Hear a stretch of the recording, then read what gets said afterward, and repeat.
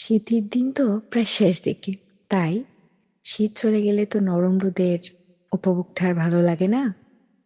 তাই আজ নরম রোদের উপভোগটা নিতে এবং আপনাদের সাথে আরেকটি কাজ শেয়ার করার জন্য চলে আসলাম।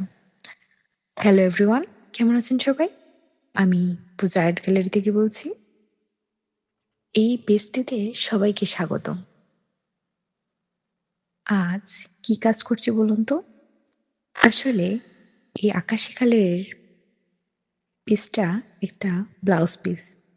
সেই ব্লাউজ পিসটাতে কি আর্ট করব ভাবছিলাম, এবং প্রথমে স্টার্ট করলাম যে মনে হলো আমার কাছে ইয়েলো কালার আর রেড কালারটা অনেকটি ভাসবে, তাই সেটা দিয়ে প্রথমে কাজটা আমি করে স্টার্ট করেছি। অবশ্যই জানাবেন কেমন হলো। আর ধন্যবাদ সবাইকে আমার পাশেই থাকার জন্য।